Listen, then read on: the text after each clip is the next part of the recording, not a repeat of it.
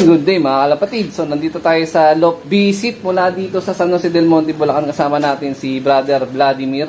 Ayan, isang pigeon fancier na seaman. Tama ba? No. Ayan, seaman. So napaunlakan niya yung pag-loft visit natin ngayong umaga. Ayan, kahit umuulan, natuloy pa rin yung ating loft visit. Ayan, so ayan, magandang umaga, boss. Magandang umaga. Ayun, oh. PA Loft. Ayun. Ito yung magandang pliers loft niya, oh. Inspired by Ex Machina ba? Or Taiwan Taiwan design? Ex Machina, no? Eh, medyo umuulan pero sisipatin natin ng mabilis yung kanyang bagong gawang pliers loft. Ayan, no? Sana all may ganito kagandang pliers loft, oh. Pero mas okay sana kung medyo na-elevate, no? Para pagdating na arrival. Pero hindi naman siguro tatagal. Baka ganun na rin gawin mo dyan, no? Ayun, no? Mayroon pa silang minumukbang na salad dito, ah. Ayan. Sinong gumawa ng pliers loft mo? Pinagawa or may kamag-anak na marunong mag-welding? Dalawa lang kami nung pinsa ko. Nagwe-welding ka rin talaga.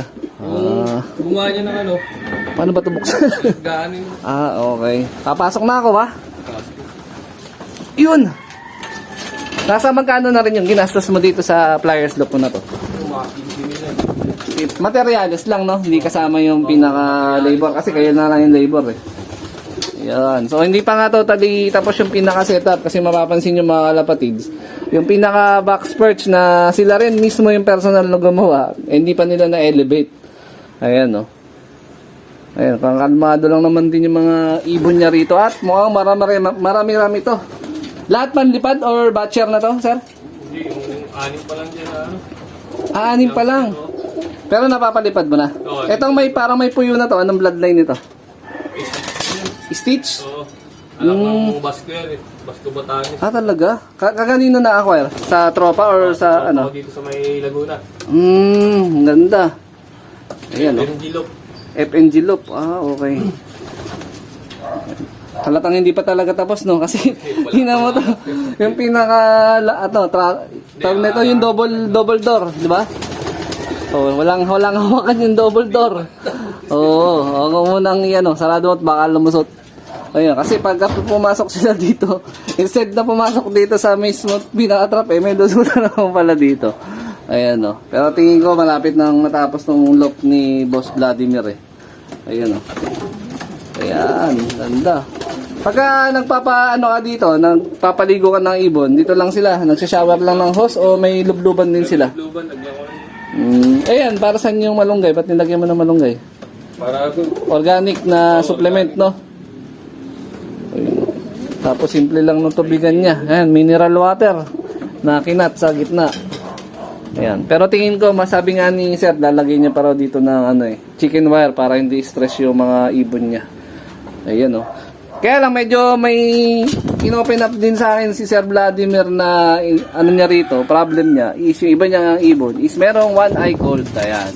So meron tayo isi-share sa kanya na konting lang. Hindi naman sikretong tip pero subok naman din, tipid. Tsaka di magastos pagka marami ka ng ibon na may one eye cold. Tito Esther, sasaluan mo lang ng Betracin Gold sa tubig ayan tuwing umaga. Mga 7 days o 5 to 7 days magaling na yan.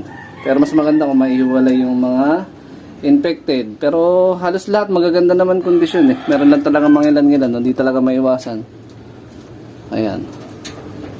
Mga young bird pa talaga, no? Hindi naman sila nabubog ng ng mga magulang. Hindi naman. Kasi malawak naman yung pinaka no? Mas maganda, bili ka na sa Shopee, sir, ng ng mga bee-perch. O dito, para pagka nagpa-perching sila, nagbibilad sila sa sikat ng araw, relax lang sila. Diba? Kaya lang yung mga ibang breeder ni Sir Vladimir, wala nga daw dito. Dahil nasa tropa, yung iba. Pero meron siyang mga natira. Kaya lang, di naman nakakasa. Gawa ng, ayan, pahinga nga muna sa breeding. Pero maglilipad ka ngayon, sir, sa darating na south na.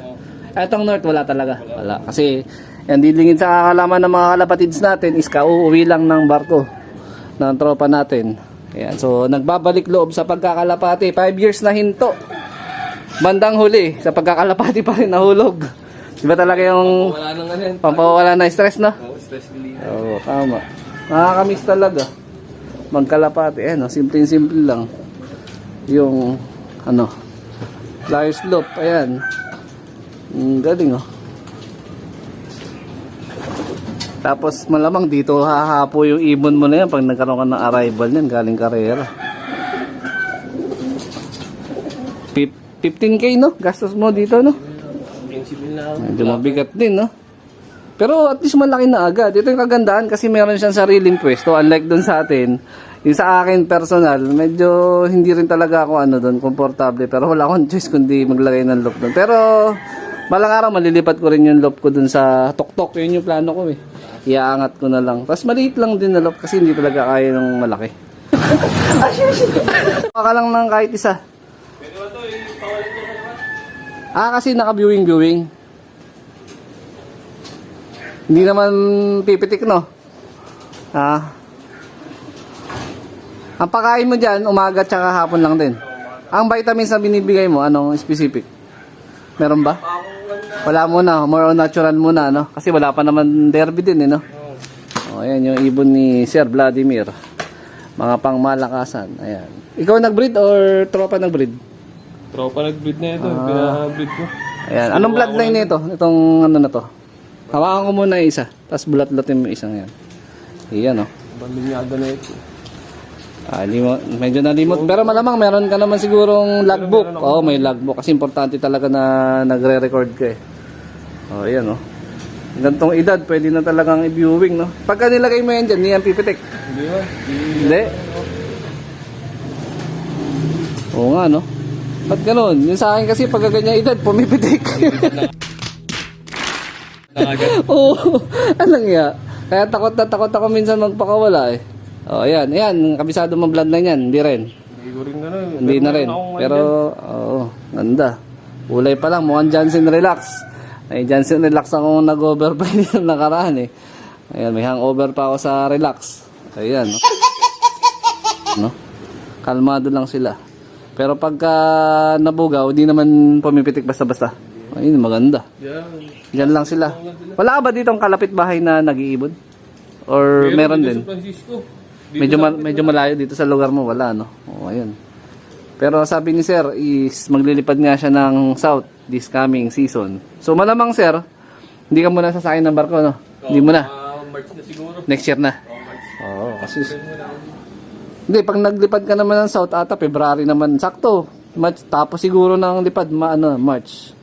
Yan. Baka meron kang gustong batiin, no? Shoutout ng mga tropang kalapatids natin, yung mga pinanggalingan ng iba mong ibon. Shoutout dyan sa tropa ko sa Laguna, FMG Loop, tsaka dito sa May Francisco. 5 years na pahinga. Sila Mike, ayun.